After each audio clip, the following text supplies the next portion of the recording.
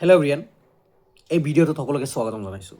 Please মই request কৰিছোঁ ইচ and every student এই ভিডিঅ'টো শ্বেয়াৰ কৰিবা আৰু প্লিজ ভালকৈ কথাখিনি শুনিবা আৰু নিজৰ মতামত দিবা আৰু কি কৰিব লাগে তোমালোকে নিজে বিবেচনা কৰিবা। যোৱা এক মাহত ষ্টুডেণ্টৰ কাৰণে, মহিলাৰ কাৰণে PM তাৰপিছত কিষাণৰ কাৰণে ডিফাৰেণ্ট স্কিম প্ৰদান কৰিলে অসম গভৰ্ণমেণ্টে, ডক্টৰ হিমন্ত বিশ্ব শৰ্মা ছাৰে। ফাৰ্ষ্ট অফ অল জীৱন প্ৰেৰণা, বাবু আঁচনি, তাৰপিছত জীৱন অনুপ্ৰেৰণা, তাৰপিছত অৰুণোদয় এণ্ড যোৱাকালি দিলে PM কিষাণ। বাট ইয়াতে কিছুমান লুফল আছে।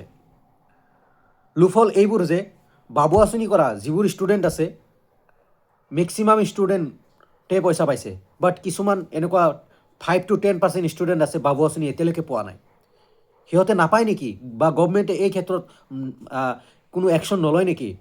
আজি বাবু আঁচনি দিয়া বহুকেইদিন পাৰ হৈ গ'ল আৰু ডক্টৰ হিমন্ত বিশ্ব শৰ্মা ছাৰক জনোৱা হৈছিল যে বাবু আঁচনি বা জীৱন প্ৰেৰণা ষ্টুডেণ্টে এতিয়ালৈকে পোৱা নাই।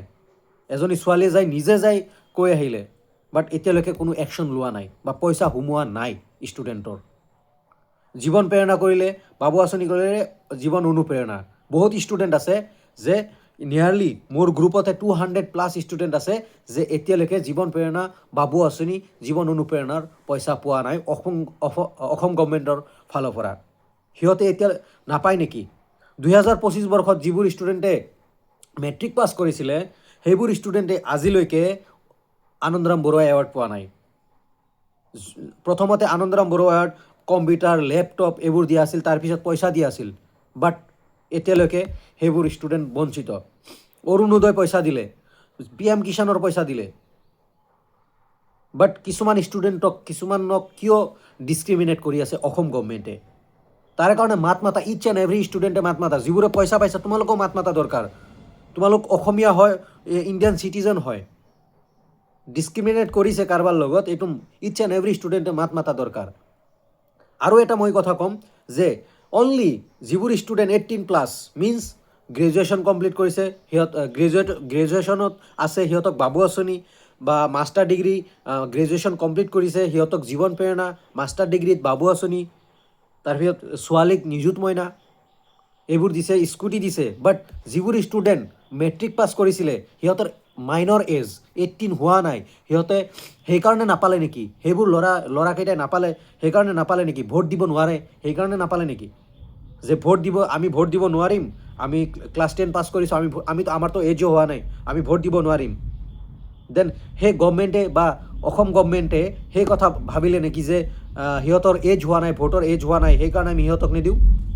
কিয় নিদিলে?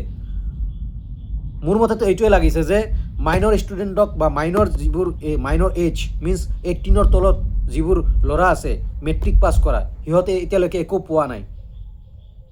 মোৰতো লাগিছে যে ভোটৰ কাৰণে অনলি এইবোৰ আঁচনি দিছে। মই ইচ এণ্ড এভৰি আঁচনিৰ কথা ডিছকাছ কৰোঁ, ষ্টুডেণ্টক জনাওঁ, বাট আজি দুখ লাগিছে যে ষ্টুডেণ্টবোৰে এইবোৰ আঁচনিৰ পৰা কিছুমান ষ্টুডেণ্ট বঞ্চিত হৈ আছে, এছাম ষ্টুডেণ্ট বঞ্চিত হৈ আছে। জীৱন প্ৰেৰণাৰ পইচা পোৱা নাই, বাবু আঁচনিৰ পইচা পোৱা নাই, জীৱন অনুপ্ৰেৰণাৰ পইচা পোৱা নাই কিছুমান ষ্টুডেণ্টে। নিযুত মইনাতো সেনেকুৱা হৈছিলে, নিযুত মইনাত কিছুমান ষ্টুডেণ্টে পালে, কিছুমান ষ্টুডেণ্টে নাপালে।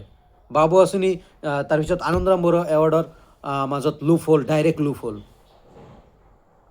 চ' ইয়াৰ কাৰণে প্ৰতিজন ষ্টুডেণ্টে, প্ৰত্যেক অসমীয়াই মাত মাতিব লাগে। গাৰ্জেন হওক, ষ্টুডেণ্ট হওক, চবেই মাত মাতিব লাগে। মই ৰিকুৱেষ্ট কৰিছোঁ তোমালোকে মাত মাতা, এই গভৰ্ণমেণ্টক দেখাই দিয়া যে ষ্টুডেণ্ট পাৱাৰ কি। চ' থেংক ইউ এভৰিৱান ভিডিঅ'টো চোৱাৰ কাৰণে। প্লিজ ইচ এণ্ড এভৰি ষ্টুডেণ্টক কৈছোঁ তোমালোকে মাত মাতা। যিবোৰ ষ্টুডেণ্টে পইচা পোৱা নাই মাত মাতা, কাৰণ এই বস্তুটো চবৰ কাৰণে আছিলে। যিবোৰ ষ্টুডেণ্টে গ্ৰেজুৱেশ্যন কৰি আছে, বাবু আঁচনি আছিলে, জীৱন প্ৰেৰণা আছিলে। চ' মাত মাতা তোমালোকে।